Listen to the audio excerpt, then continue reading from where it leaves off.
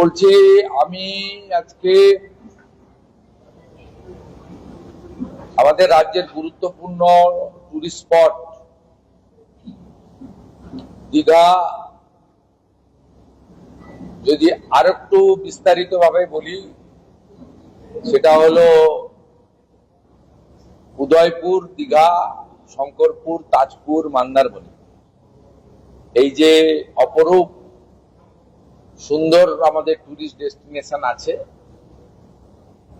যার ডেভেলপমেন্টে অন্যান্য অনেকগুলি দপ্তরের সাথে জিএসডিএ মূল চালিকা শক্তি। এখানে একটি মিটিং করেছিলাম, যেখানে আমাদের urban development, PWD, PHE, forest, irrigation, health, electricity, general administration এবং পুলিশ অ্যাডমিনিস্ট্রেশন তারা ছিলেন। দু তিনজন সিনিয়র অফিসার কলকাতা থেকে এসেছিলেন। তো সংক্ষিপ্ত সময়ের মধ্যে অ্যারেঞ্জ করেছেন, কারণ আমি কালকে যেহেতু এই জেলাতে আমার সরকারি কর্মসূচি রয়েছে নন্দীগ্রাম 2-এ, তাই আমি সানডে হলেও কিছুটা সময় রাজ্যের টুরিস্টদের স্বার্থে, এই পর্যটন নগরী বা পর্যটকদের স্বার্থে আমি এখানে একটা মিটিং করেছি। আমার সঙ্গে রাজ্যের ইরিগেশন মিনিস্টার তথা দক্ষিণকান্দির বিধায়ক, রামনগরের স্থানীয় বিধায়ক, জেলা শাসক, জেলা পুলিশ সুপার, মহকুমা শাসক, জিএসডি এর ইও এবং এমপি কন্টাই, তারা আমার সঙ্গে ছিলেন। আমরা অনেক সিদ্ধান্ত নিয়েছি যে আগামী দিনে আপনারা কার্যকর হতে দেখতে পাবেন। আমরা এখানে ডিপার্টমেন্ট ওয়াইজ যে অ্যাসেসমেন্ট করেছি, তাতে বিগত সরকার বিশেষ করে গত 2 বছরে এখানে কোনো কাজ করেনি। হসপিটালে ন্যূনতম কোনো পরিষেবার ব্যবস্থা নেই, একটাও আইসিইউ বেড নেই, মাত্র একটি অ্যাম্বুলেন্স। এখানে না আছে ডেড বডি ক্যারিয়ার, না আছে ব্লাড ব্যাংক, না আছে আপনার পোস্টমর্টমের জায়গা। শুধু তাই নয়, মাত্র 17 জন হেলথ স্টাফ রয়েছে, তার মধ্যে একজনও নিউরোসার্জন নেই, কার্ডিয়াক নেই, অর্থোপেডিক নেই। এটা শুধু রামনগর 1 বা প্রতিমা 1 গ্রাম পঞ্চায়েতের ইন্টারেস্ট এখানে যুক্ত নয়। রাজ্যের লক্ষ লক্ষ মধ্যবিত্ত, নিম্নবিত্ত মানুষ এখানে আসেন। তাদের টুরিস্ট ডেস্টিনেশন দীঘা, এই বিরাট সমুদ্র তটে মাত্র 63 জন নুলিয়া রয়েছে। কিছুদিন আগেই একজন চিত্র পরিচালকের মৃত্যু উদয়পুরে ঘটেছে। উড়িষ্যা সরকার সিট বানিয়েছে। আমি এসপি পূর্ব মেদিনীপুরকে নির্দেশ দিয়েছি অবিলম্বে হোম সেক্রেটারি, ডিজিপির মাধ্যমে হোম সেক্রেটারির কাছে পাঠাতে, এই মামলাটাও যাতে সিআইডি নিয়ে নেয়।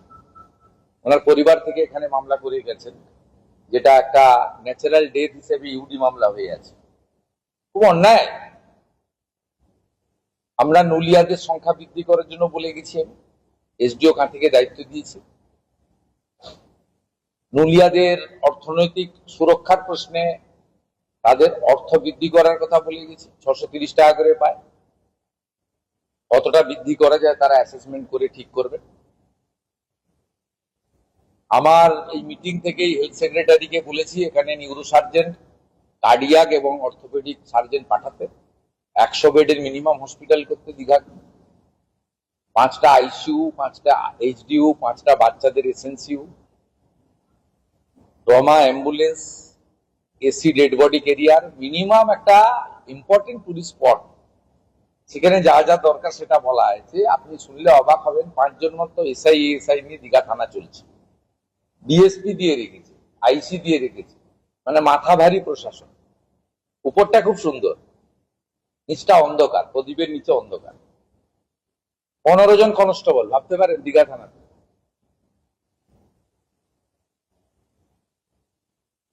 আর এ তো বললে অনেক সময় লেগে যাবে। আমি প্রত্যেকটা পয়েন্ট ধরে আলোচনা করেছি।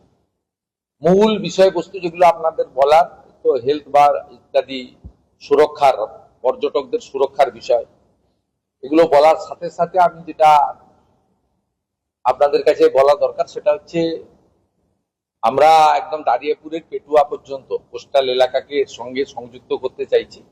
ভিতরের এলাকাটা কোস্টাল এলাকা মানে পুরো পেটুয়া থেকে বাঙ্কিপুর জুনপুট হয়ে শৌলা থেকে মেরিন ড্রাইভ আছে, এটা এক্সটেনশন করা। আর মেরিন ড্রাইভ সব জায়গায় ওই পিএমজিওসাইয়ের মতো ছোট রাস্তা হয়ে গেছে, এটা মেরিন ড্রাইভ বলে না। আমি ডিএসডি এর ইওকে পিডব্লিউডি কে বলেছি, ডিএম সাহেবকে বলেছি মনিটরিং করতে, চেন্নাই এবং মুম্বাইয়ের মতো মেরিন ড্রাইভ করতে। অন্তত 4 লেন তো সম্ভব নয়, 2 লেন যেতে হয় এবং এটা এক্সটেনশন করতে পেটুয়া পর্যন্ত। কাগজপত্র বাড়ে আমরা মোটামুটি ডিপসি পোর্ট ঠিক করে ফেলেছি, 1700 একর জমি আমাদের হাতে আছে। ইন্ডাস্ট্রি ডিপার্টমেন্ট সেটা ইতিমধ্যে টেক আপ করেছে এবং যত তাড়াতাড়ি সম্ভব এর প্রক্রিয়া কমপ্লিট করে আমরা যাতে আগের মতো শুধু ভাষণে নয় কাজে করতে পারি। 1700 একর জমি আমাদের হাতে রয়েছে আর ওখানে ডেপথ ভালো রয়েছে, নাব্যতা। এটা একটা বড় অ্যাচিভমেন্ট হবে, পুরো এলাকার অর্থনৈতিক সিনারিও বদলে যেতে পারে। আপনাদের সঙ্গে আমার আমি সাধারণত প্রেস কনফারেন্স খুব কম করি, আপনাদের সঙ্গে মিট করার যে উদ্দেশ্যটা সেটা হচ্ছে আগামী 1 জুলাই থেকে যে চাঁদা নিতেন গত সরকার 10 টাকা করে, সেটা আমি প্রত্যাহার করলাম। 10 টাকা করে আমি বলবো না, এই হাত পেতে হোটেলের বিলের সঙ্গে এতে কত টাকা আসে জানেন বছরে? মাত্র 30 লক্ষ টাকা। এক তো 30 লক্ষ এখানে টুরিস্ট আসে না, যদি হিসাব করা যায় টুরিস্টের সংখ্যা অনেক বেশি হবে, অন্তত ডবল তোই হবে, 60 লাখ 70 লাখ তো হবে। তার মানে ওখানে ফাঁকি দেওয়া। আর দ্বিতীয় হচ্ছে যে টুরিস্টরা এখানে আসছেন, আমি মনে করি রিচ পার্সনরা যে আসে না তা নয়, তারাও আসেন। দীঘা অপরূপ সুন্দর, মন্দারমণির বীচ তো ততোধিক সুন্দর, শঙ্করপুরকে তাজপুরকেও সাজানো যেতে পারে। কিন্তু যারা ইনকাম ট্যাক্স জিএসটি পেমেন্ট করছেন তাদের কাছে আবার হাত পেতে 10 টাকা নেওয়া সরকারের রুচি বিরোধী কাজ বলে আমার মনে হচ্ছে। তাই আগামী 1 জুলাই থেকে টুরিস্টদেরকে 10 টাকা করে দিতে হবে না, এটা খুবই আপত্তিকর। আমি ঘোষণা করে যাচ্ছি, বাকি সবাই কোঅপারেশন করবেন। দীঘার মানুষ ন্যূনতম জলটা পর্যন্ত পায় না, স্যালাইন ওয়াটার। অনেক দিক রয়েছে, আলোচনা হয়েছে, ফরেস্টের কোনো কাজ হয়নি, ইউডিএমএ ডিপার্টমেন্ট কোনো স্কিম গত 2 বছর দেয়নি। যে কটা স্কিম চলছে এখন ডিএসডি এর ওন ফান্ড থেকে চলছে।